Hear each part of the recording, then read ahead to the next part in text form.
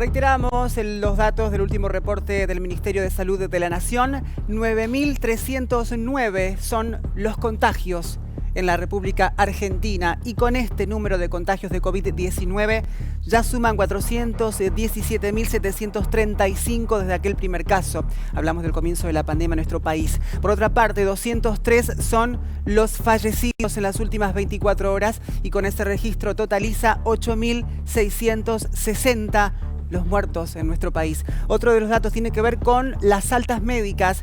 301.195 son las personas recuperadas de COVID-19. Y del ámbito de Argentina vamos a pasar al ámbito internacional, a nivel mundo. Estados Unidos es el país más golpeado por la pandemia. Hoy superó los 6 millones de contagios. Por otra parte, a nivel global ya son más de 25 millones los contagiados.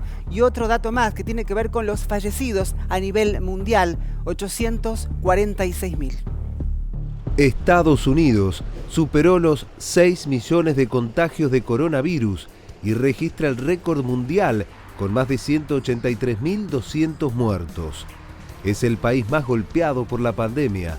La noticia surge en medio de la campaña presidencial y en un contexto de suma tensión en el gobierno de Donald Trump por las recientes protestas y crímenes raciales. En España ya hablan de una segunda ola, aunque aclaran que la situación está controlada. El repunte de casos generó preocupación luego de que durante el último fin de semana se contabilizaran 23.500 infectados. India también registró un récord mundial en un día, con más de 78.000 contagiados. Es el país con la mayor propagación de la pandemia. La curva ha estado en constante ascenso desde que se notificaron los primeros casos a fines de enero. La situación en Perú continúa siendo alarmante. Se encuentra en el puesto 5 de países con mayor cantidad de infectados en el mundo, mientras que Brasil no logra aún controlar la escalada de contagios y se mantiene segundo en el ranking mundial. Lo decíamos hace un rato, agosto ha sido, en cuanto a cifras, un mes complicado o tal vez el más complicado desde que está la pandemia y desde que han llegado los primeros casos de COVID-19 en la Argentina. ¿Es así, doctor? ¿Las cifras marcan que agosto fue el peor de todos los meses hasta ahora? Sí, yo creo que es así. Las cifras muestran el mes de toda la evolución, el peor mes con la progresión de casos de infectados y casos de fallecidos. Fíjese, el 1 de agosto teníamos 190.000 contagios, terminamos el 31 de agosto con 417.000, 11% de incremento.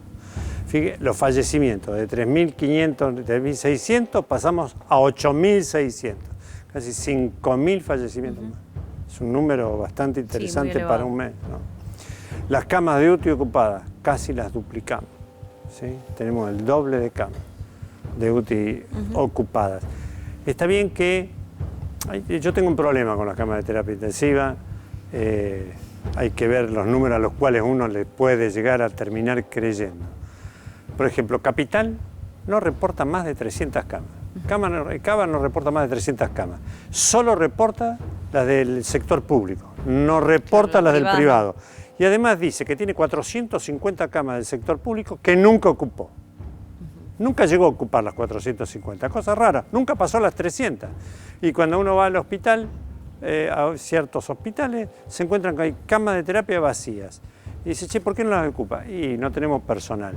Entonces el balance es camas y personal, que es un serio problema. Hay más de 25.000 infectados dentro del personal y, como digo siempre, nadie nos reportan los que fallecieron.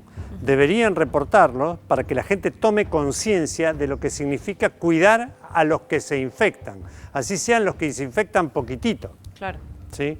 Porque si toman conciencia que uno, el colega, médico, se puede infectar, o paramédico, o enfermero, se puede infectar y complicarse él, o morir él, o un familiar de él, yo creo que se cuidarían un poquitito más, pero no nos enteramos de cuántos han fallecido de los colegas de salud.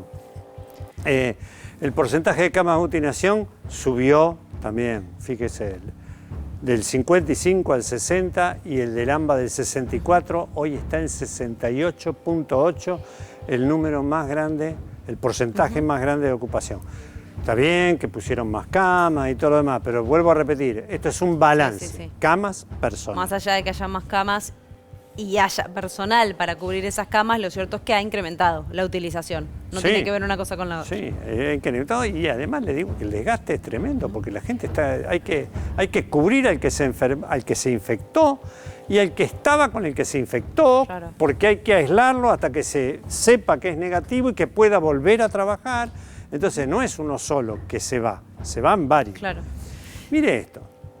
Sí. Esto es un viejo cuadro de varios años que salió en una revista, que cuando un médico da una indicación médica, no solo un medicamento, una indicación médica, una dice, extiende el 100%. Dice, agarre, le dice a todos sus pacientes, le dice, por ejemplo, haga ejercicio. Sí. ¿Qué le dice a los pacientes ahora? Cuídese, trate de no contagiarse.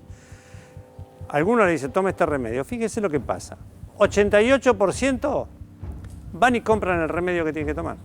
Claro. O sea, 88% dicen que hacen las cosas bien. ¿Sí? Sí.